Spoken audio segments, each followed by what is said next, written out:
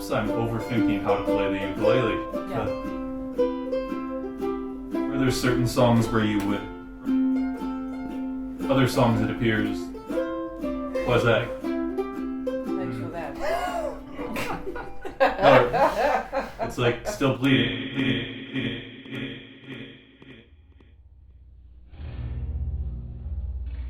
Hello everyone, and welcome again to another edition of Clusterprof, where we cause all sorts of things to become cluster profs.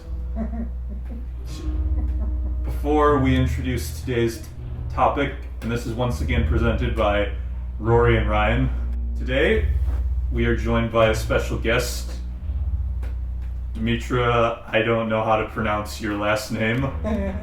Dr. Dimitra. Dr. Dimitra. Oh my god. Dr. Dimitra. Sound like a character from Peter Sellers movie. Our first doctor. And our first woman. Our first professional academic. First my person God. from Greece. Sounds horrible. Anything you would like to say before we introduce the topic for today? Well, first of all, thank you for inviting me here, and I really appreciate the alliteration of R in your guys' names. Rory and Ryan. Rory and Ryan. Maybe we can call you, instead of Dimitra, just Ra. Exactly. Yeah.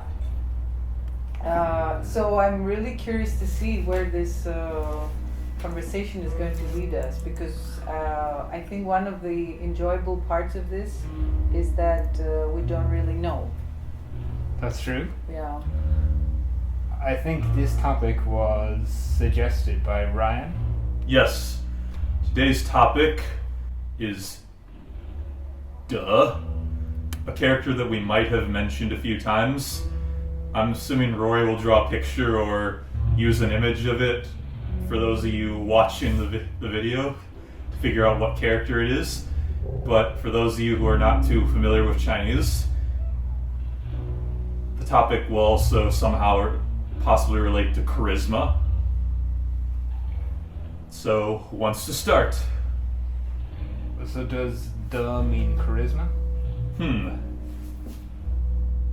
Not necessarily, but I think we have to make a greater explanation as to what sort of way we're using "de" before we can understand why we might be connecting the two.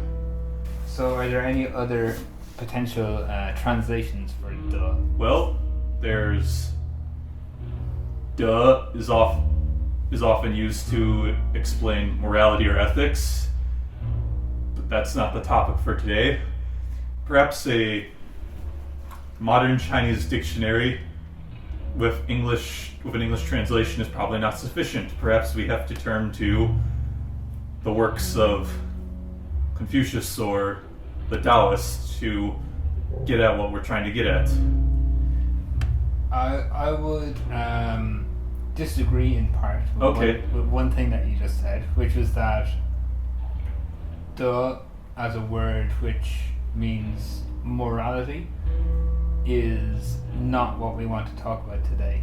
But I would say it's not totally irrelevant, because we're thinking about "de" and "de" possibly meaning charisma. But if we want to talk about this, we should also talk about a more standard translation of "de", which is virtue. Virtue, yes.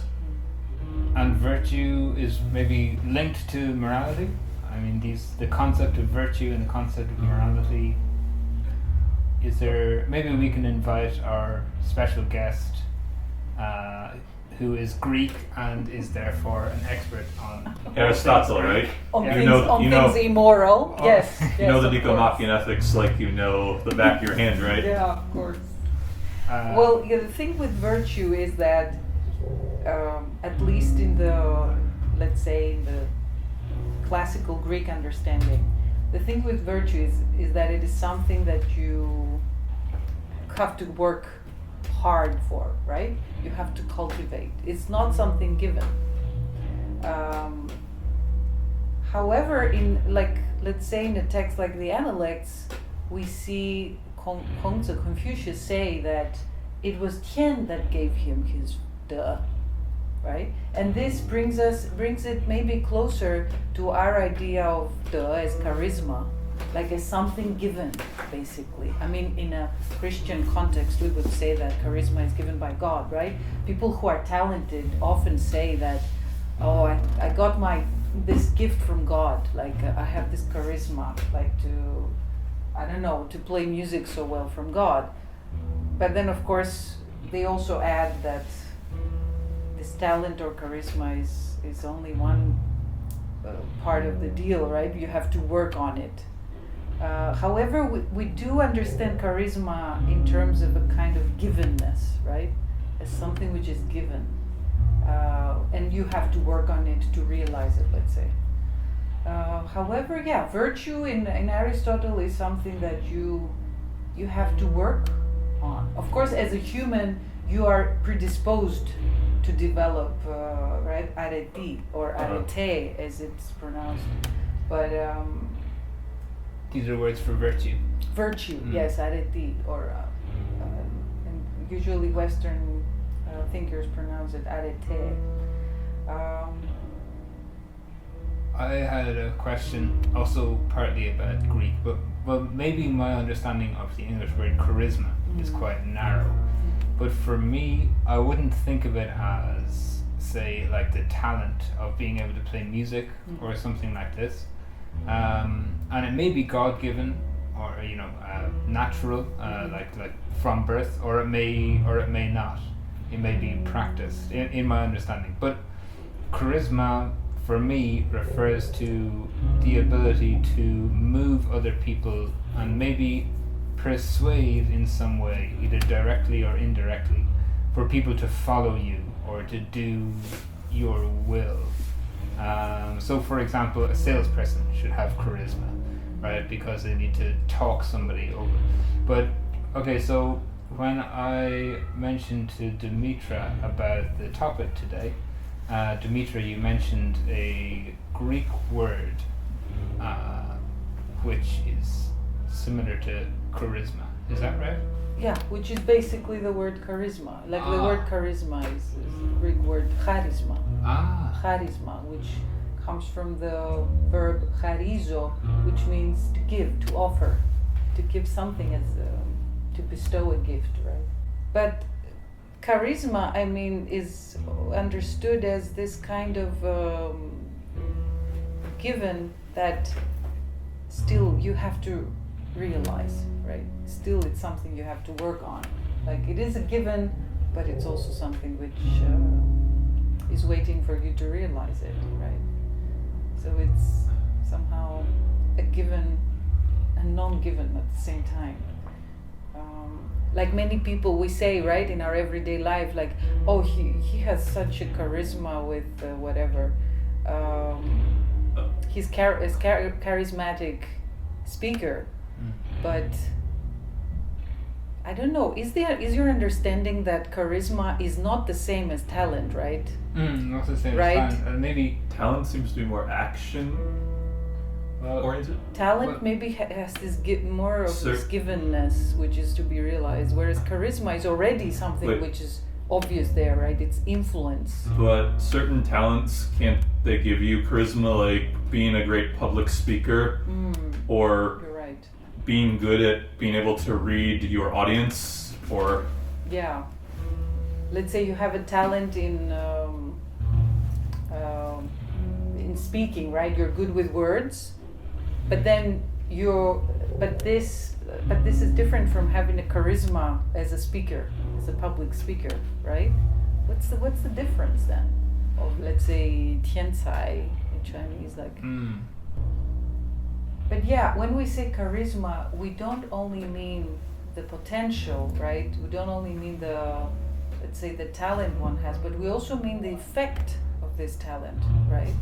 And the effect on other people. On other people. Yeah. The power it has on other people. Yeah. Whereas talent can be forever stay undeveloped or right, hidden and never really affect anybody. Or even not actually have any effect while you're around, but then end up having tons of effect on other people long after you're gone. Yeah. Whereas when we say charisma, we mean that there is an actual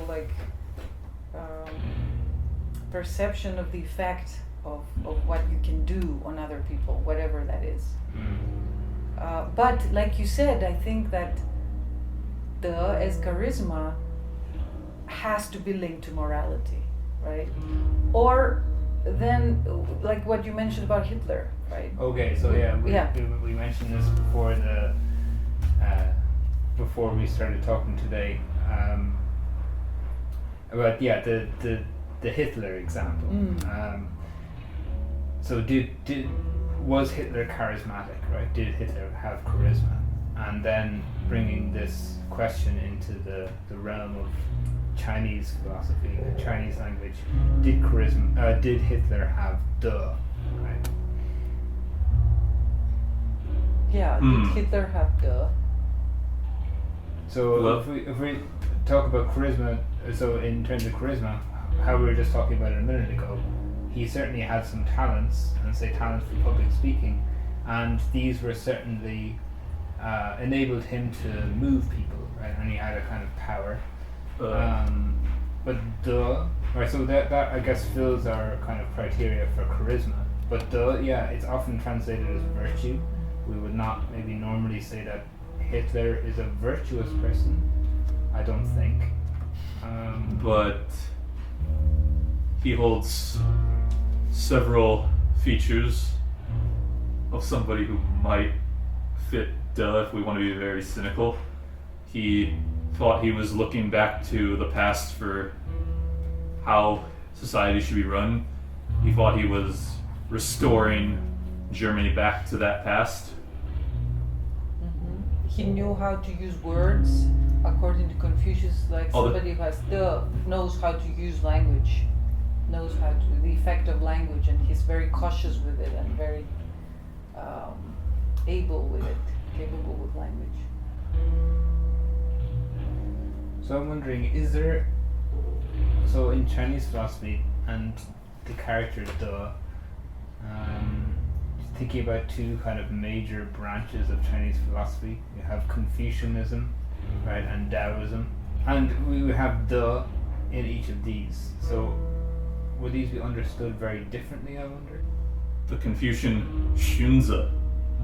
I've been reading him recently, and he was one thing he really loves to emphasize is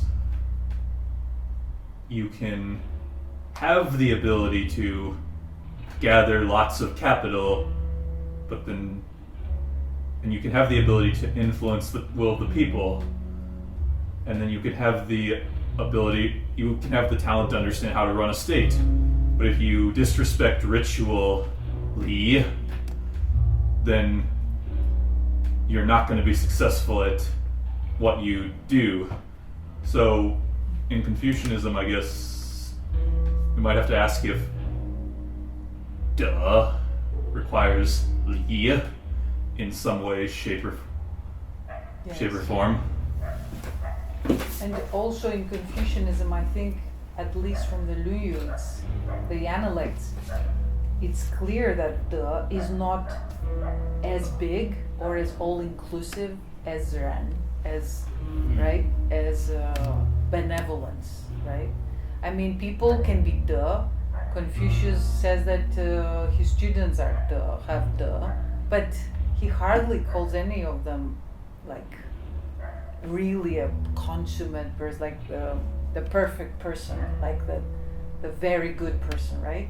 He doesn't call people easily Ren, but he would say that they have right? So that seems to be like let's say it could be an easier goal, like for somebody like us, or I don't know, for people like us, like to achieve maybe is obviously easier than becoming Ren. So to go back to the Hitler example, yes, could he possibly have but he does not have Ren? Jie and Zhou, they had a lot of similar abilities in terms of being able to control people Who is Jie and Zhou? Jie and Zhou, the corrupt tyrants who, in ancient China. yeah, who basically they were so corrupt that it led to the collapse of the Shang dynasty and the Xia dynasty and the Shang dynasty. Yeah. Like, one of them was said to have had a massive lake of wine or alcohol or something, and then a forest of just cooked meat while the people were basically living on hardtack and swill and being taxed heavily and so forth. And basically they lost the will of heaven, they lost the will of the people, and were vanquished as a result. So did they have the? I would say I can't talk so much about how Confucius understands them, but I feel like Xunzi feels like they were certainly lacking something in terms of, it seemed like they lacked the ability to gain the will of the people, which might suggest they 缺乏德, lack 德. It's a concern, like say in the Taoist tradition as well, in like Taoist political texts, is the leader or the ruler hoarding, right, goods or resources, right, for him or herself. I'm not sure how far that would extend, right, like beyond just a leader, as in one person or one family. You know, would it be a kind of a, the leader and those close to him or her, but not shared amongst all the people? But then this eventually leads to collapse. But in the, just to think about the Hitler example, and one reason why this is still such a terrifying part of history in a lot of people's minds is that he did have the approval of so many people, right? He was elected. Yeah, he was elected. Yeah. So from this point of view, it's maybe a little different to a ruler who hoards a lot for himself or for just a narrow, very select group of people.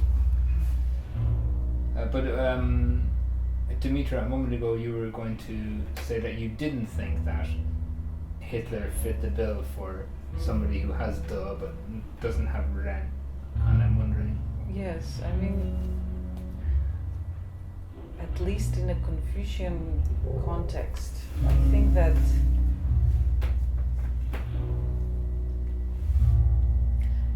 De has to go along with Li, right? With observing propriety. But propriety is not about doing the right rituals, sacrificing to the ancestors, and you're done.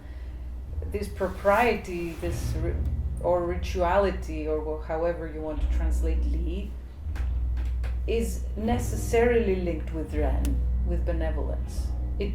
There is no Li where there is no Ren, right?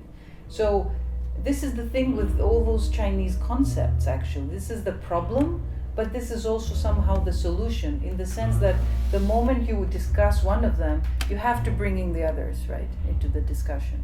You cannot isolate them, right? Really? No. We haven't brought up Yi or Sure. Well, we have. The moment we say Ren, we also say Yi. We also say Li. Sure. And we also say Zhi, and we also say Wen, right? It's all a cluster. It's basically a moral cluster, right? To use this keyword. And whatever you touch, you necessarily bring the others along. Like it's just you focus for a moment. You focus on one of them, right? And it's arguable, of course. It's debatable which of all of these is the primary one. We might argue that it's Ren. For some people, it's Ren. Ren. For others, it's Li, right? It's all around Li. But basically, you cannot touch the one without touching the others, right? You cannot be the one without being the others. So this is what makes it very difficult to talk about them, and makes it very difficult to define them, right? You see the whole of the the analects, you can say that it is a struggle for people to find a definition, right? What's this? What's that? What's Ren? What's Xiao? What's Li? And every time Confucius gives some kind of a different answer, right? I mean, that means that there is a definition for that specific moment, for that specific person, but there is no lexicon definition. There is only some kind of a focus, an emphasis related to the specific circumstances of the person asking. Right. So, Leg, a translator of Chinese classics from the 19th century, who came from the British Christian background. As far as I remember, he translated De a lot of the time as virtue, and then Ren as perfect virtue. But yeah, like you say, it's to talk about this like I'm talking about it now is not helpful. You know, this term means A, that term means B. It doesn't help. It's more like De is something maybe close to charisma or maybe a kind of virtue, but in the context of the overall cluster of concepts, where Ren is something close to benevolence, but we can't understand it purely as benevolence. We have to understand it as something close to that, but linked to the other ones, like Li, something close-ish to ritual. And then I'm just thinking about Taoism. So you have Tao and De, and these are linked together in some way. Yes. Any thoughts on how these are linked together? Well, the Tao De Jing, right? This book. If we look at the most standard translation, right? It's the classic of the way and virtue, right? So the way and virtue are two different things, basically. So Tao is the way and De is virtue. And De is maybe the skill to follow the way, right? Or the skill to realize the way. But they are two distinct things, but but they are also like, the one doesn't go without the other, right? I mean, if you are a sage and you realize the way, or you are in line with Tao, with the way, you definitely have De, right? And if you have De, where does the De come from? Like, again, but with Taoism it becomes a little bit trickier, right? Like, where does Hitler, again, the Hitler question. I think Hitler stands a better chance of Taoism. in Taoism, I think. But yeah, one thing we can say pretty confidently is that Tao is bigger than De, right? And yes. You said De comes from Tao, or De is the realization of Tao. Tao can sometimes become almost metaphysical in the Tao De Jing, like the idea of it's Tian Fa Dao, right? Oh yeah. Like, before that it's Di Fa Tian, and then before that it's Ren Fa Di, right? Dao Fa Ziran is the... Yeah, that's the end of it. Okay, so what does this mean? Let's see. Or choose one of them to explain first. Well, Ren is people, Di is like the earth, Tian is... Okay, so Ren Fa Di, what does this mean? This means like the mankind or humankind follows the earth, or like, I guess, the way the earth goes. Learns from the earth? Learns from the earth, maybe? The earth learns from heaven or the sky or whatever. however you want to translate Tian. Or is modeled according to. Modeled right? according to. Tian, which a lot of times can seem like the ultimate thing in some people's interpretation of Chinese philosophy, actually gets put to a lower position behind Tao in terms of how it's formed. So the Tian is modeled upon Tao, right? Or yeah. Tian, so like is a kind of nature, but sometimes it can mean the sky, right? Or Tian in older texts and in older times, right? Before this more systematic philosophical discussion, let's say, Tian was actually, yes, closer to our Western conception of heaven and sky. Because back then you didn't know what was beyond the sky, right? Yes. It was just like this, almost infinity, I suppose, when you look up. Ancient Chinese philosophy does occasionally bring up the sun, the moon, and the stars. So they do know a little bit else is out there, but we get your point. So then Tian is modeled on Tao? Yeah, the thing with Tao is that it has such a wide range of meanings, and it can be the principle of things, but it is also the things themselves, right? Things and affairs themselves. So it is both what governs things and affairs, but also the things and affairs themselves. This is what makes it difficult for us to understand, because usually we like to perceive things as in this, like, let's say, dualistic way, right? There is a principle of how things work, and then you have things working according to this principle. But Tao covers both meanings. So you don't have Tao outside things. It is not outside things. Tao is within things, while at the same time governing things, being the principle of things. So it just depends on what perspective you take to look at Tao. And of course we know that Tao does not exclusively belong to Taoism, although it sounds like it, but every school has its, in Chinese philosophy, right, has its Tao. Yeah, Tao. Confucianism has its own Tao. And is it distinct from Taoist Tao? Well, there is a lot of discussion about that, right? How much and to what extent and in what ways the different Taos overlap. Like the different, basically, ways of understanding the world and ways of regulating human life and human relations. There is a big discussion. We cannot just put it in a nutshell, right? We can just say that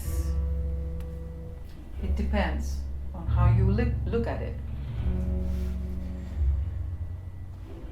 But let's say very simply that one thing is for sure, that Tao is bigger than the, right? And then so I said two things to say there. So one was Dimitra was saying about how Tao is both the kind of the way and also the things, right? So, and you mentioned how that might be difficult for us to understand. I'm just thinking about from the point of view of, say, physics, and this is not very advanced physics at all, but like, say, Newtonian physics, where you have like laws of motion, right? And those are the laws, and they exist as laws. And then you have like physical, like matter, as apart from those. Yes. But that's not how we'd understand Tao, as something which is like has no material substance and just a kind of a law or a force of nature, but it's also the substance. Is that right? Yes, exactly. Because I mean, we understand scientific language, right? Scientific explanations of the world as basically resulting from our distance from the world, right? We have to keep a distance from the world to be able to see the world scientifically, right? The scientist cannot be part of his experiment. The scientists have to has to keep a distance from what is happening, to be able to see objectively, right? To be like scientific, to offer some like reliable results, or so this distance is not possible with Chinese philosophy. You can never stay outside of like laws cannot be outside what they govern, and humans cannot stay outside of what they talk about, right? Yeah. So. Yeah. Yeah. So what we're like when like Ryan mentioned that part of the Tao Te Ching, which is like, so saying okay, Renfa-di, right? People model themselves upon the earth, right? The earth upon the sky, or Tian upon the Tao, and Tao upon Ziran, which is Ziran is like the natural like unfolding, right? Unfolding. What were you gonna say? I'll say way of things, but then I realized, oh wait, Tao is way. Tao could be understood as way, so to use the word way of things would be. Yeah, and differentiating Tao and Ziran is probably not easy either. But no. As Dimitra said, like these are different entities, but they're not separate from each other, right? I mean, or are they?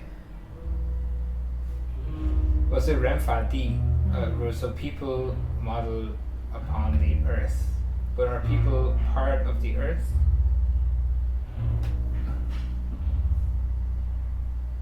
But okay, and another thing I wanted to say just before maybe we talk about that, another thing I wanted to say about this passage in the Tao Te Ching is that there is no duh in there, but we would still this passage might help us to understand duh, because duh is kind of like the Tao of the human realm.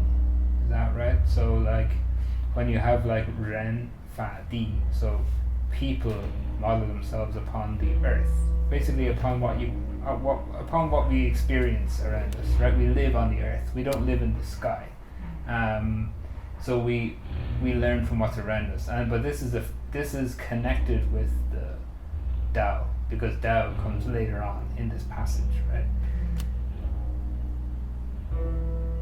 And to do this maybe is to have the to be able to model yourself, right? Yeah.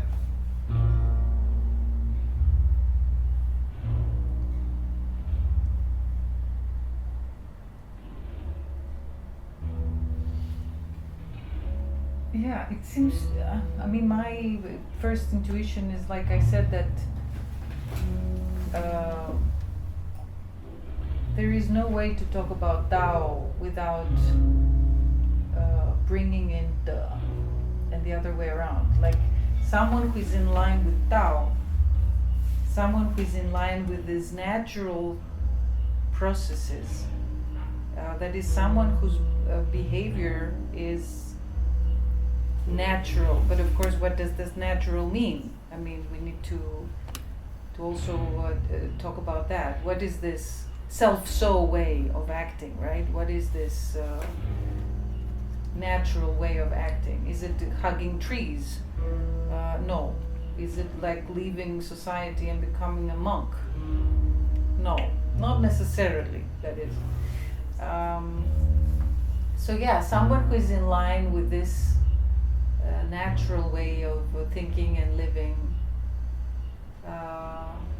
has this power over people, right? But this is the thing with this power, that I think we talked about it, like this power is not there by default. This power is also something that people have to take, right? So also it's an interesting, we have this interesting connection, which means virtue or this power or this charisma or vibes, and which means to get, right, in Chinese, to get something. So is emanating this influence, but it's also getting back something. But getting back what? Getting back people's acceptance, people's right, favor, right? But also reverse, is something that you receive for somebody who is charismatic, but you have to receive it. You have to take it. Otherwise, it's wasted, right? There are charismatic people who go unnoticed, aren't there? Couldn't Confucius be understood as one of those charismatic people who does not get noticed? Because exactly, yes. Mencius, Xunzi, and many later Confucians, they talk about Confucius as having duh, but then he gets. I think Han Feizi criticizes Confucius for, you spent all these years teaching and you only gained 70 followers. What were you doing? Yes, exactly. So, can we judge somebody's duh by the number of people he influences during his lifetime? Or is there duh in somebody regardless of his audience somehow, right?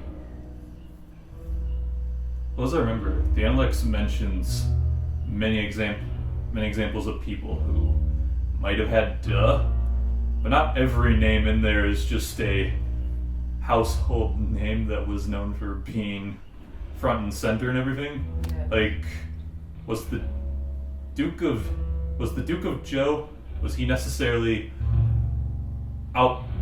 He might have had a duh, but was he influencing people left and right? His big influence, as far as I understand, is he was a good advisor to, I think it was Yao or Shun or Yu or someone like that. The Duke of Zhou? Yeah. To his nephew, Yeah. right? He was, that's what he was so virtuous. He was considered so virtuous because he was the king, like the emperor, like until his nephew was of age, became of age, right? Yeah.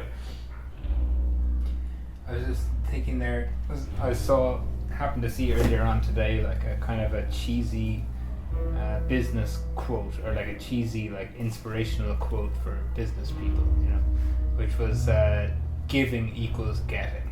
Right? This was the giving equals getting. Oh, giving equals getting. Yeah. Wow, this is the inspirational really quote. Yes. Yes. But this is this is duh. Yeah. Right? Well, I was just so like in the Tao Te Ching you have some things about like about the ruler like bu zi shen, say for example, so bu like a negative, zi like oneself, and shen is one's body. So like not adhering to the self, or not he's not things. About himself. Yeah. He's not about himself. Yeah. Not about herself. And then and similarly, so there's this idea, I guess the reason why this will be inspirational for business people is, stop thinking about the gains, right? Or at least at least the immediate gains, and start thinking about what you can give, right? And maybe there's something kind of similar in the Tao Te Ching, say, and there is like a passage which says that being in accordance with the Tao is to lose something day by day, right? To lose something every day. So there is this kind of this spirit of maybe generosity or selflessness, right? Yes, but I would say that the difference with this concept of giving is taking is that the moment that you phrase this, the moment you put it into words, and you try to use it as a strategy, that's the moment you lose it, right? It's not according to Tao anymore. It's not Ziran. It's not SelfSow anymore, right? If you say, "Oh, I'm going to give to people because I love people, and whatever I give is going to come back to me," then that's not giving anymore, right? That's instrumentalizing. But this kind of idea that also the 执者视者, right? The one who holds loses, right? It's very tricky. Like how you don't end up using them as I mean, you do have to use them as strategies, right? They are prescribed as strategies of life. But then at some point in your cultivation, you just have to abandon this too, right? You have to forget about it, right? There is this kind of somehow self-refuting function in this text, right? Like they provide you with some ways to do things and to act, but you have to forget about the way, so that the way is natural, so that it just happens, because that's how you are. You just follow Tao without thinking that you're following Tao or trying to follow Tao. But this has to do with stages of learning, right? At the stage where we are, we're just reading the text and trying to understand the text, right? I mean, in those days, I guess they were also memorizing the text, which is something we're not doing. Memorizing the text was very crucial, right? But then there is the stage where you just forget about it, and the text just comes up in your mouth like a proverb, like some kind of embodied wisdom, right? You don't think about. Yeah, and I think you mentioned earlier that and maybe you were speaking in like a Confucian context, and that it's something that you kind of work towards. It's not given, right? And Confucians are all about learning and cultivation, right? And cultivation of the self. But I think there's also a cultivation in Taoism, and maybe it's linked to this paradox that you just talked about, that if you are selfless and then you get gains from being selfless because giving is getting, and then if you just are pleased with those gains and you think, oh, this is quite nice actually, then you only go so far. And actually it takes constant cultivation, or constant emptying of the self, constant, I guess, resistance of that temptation to just stop there and take those gains for yourself, in order to keep on kind of progressing in this Taoist way. Yes. I mean, I would argue that Confucianism also has this emphasis on not trying to be, right? Which is, of course, it's also paradoxical. Like, you try to be Ren, but then Confucius says, oh, Ren is so easy, right? Like, I want Ren, and here it is, right? So it's this ease and this difficulty at the same time, this trying to achieve it, and then at the same time, like, letting go for it to emerge, right? But also there is this idea of ho de, like there is thick de, right? As if de is something that you actually like grow, right? This is ho de. So yeah, one reading could be that yes, in Confucianism it's about growing your de, like becoming more and more influential, like the star in the sky, right? The North Star, where the smaller stars go around it, right? In this very natural way again, right? There is no force. This is the thing about that there is no force. People just gather around somebody with like without being forced. Which again brings the Hitler question. Right? They weren't forced to follow him. That's true. And in Taoism as well, you have this absence of force, because there is force, but the force comes from nature, not the individual, right? Yes. The individual is only harnessing the force of the nature.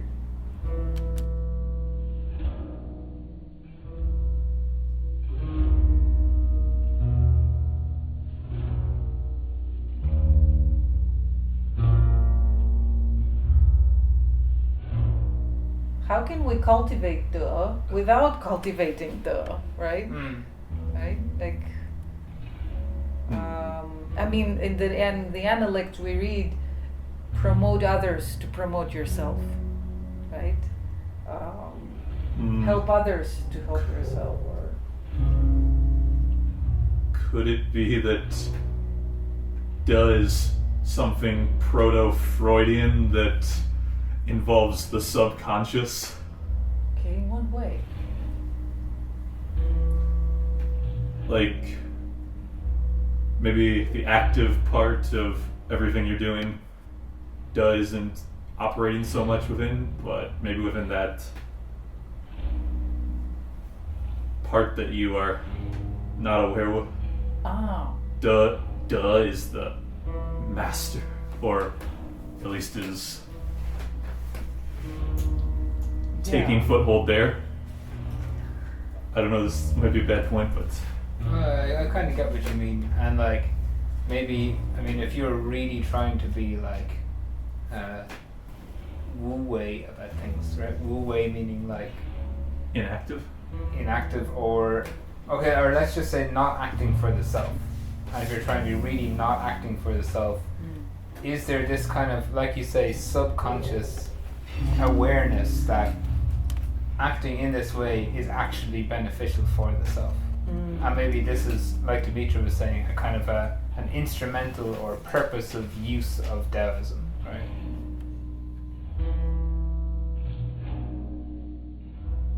Do dead people have duh?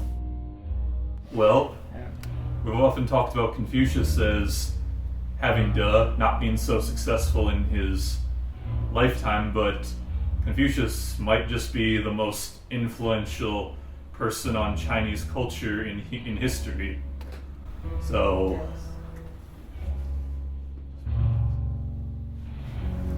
duh is, I guess, yes, goes beyond one's lifetime, right? It is a power, it is a transgenerational power. Or it can be. Do we have duh, like in a small way? I guess we all have our small quantities of duh. Yeah. thin slices of duh. So what can we do with it? Well, you're a teacher, right? You can exercise your duh over your students. So duh is somehow invisible or non-existent until the context is there, right? Like, I don't have duh if I stay in my room all day and all I do is read books, right? Yeah, Confucius has that line about duh must have neighbors or something, right? Yes. Yeah.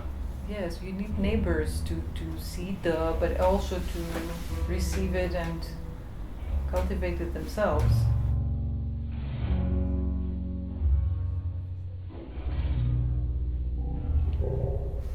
I'd like to say thank you to Dr. Dimitra for coming on the Clusterprof and bringing the academic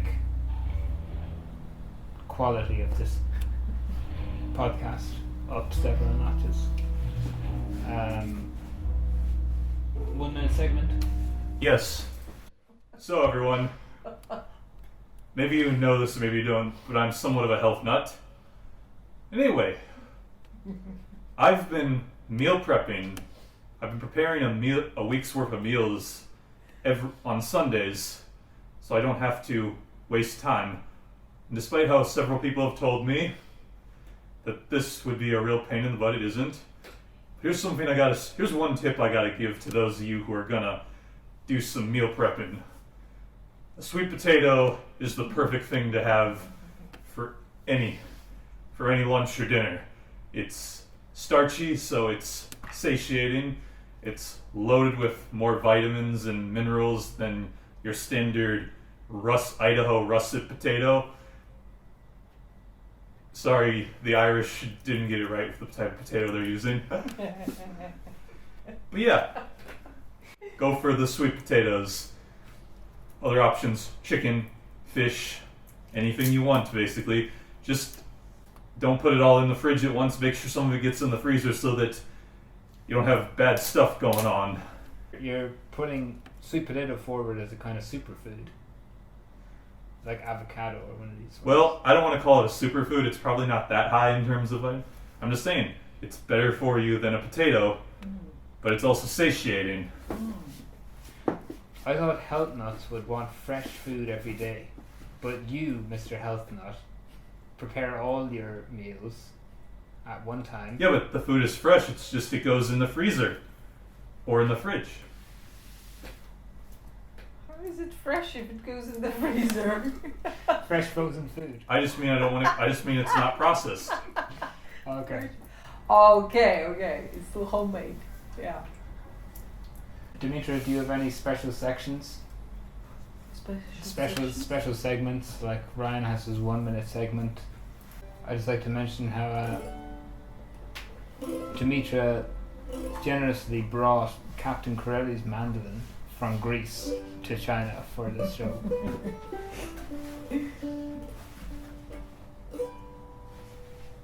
I was just thinking about this, the effortlessness of the power of music, and that there is this legend, let's say, in the West, right, in different versions of somebody making animals tame through music, right? There is this Yeah. like the magic flute, for example, right?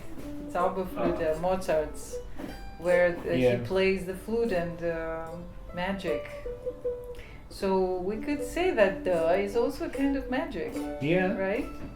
It's something that we don't really know where it comes from. We cannot really put our finger on it. Right? Although we can, of course, point at somebody who has but we don't know where it comes from. And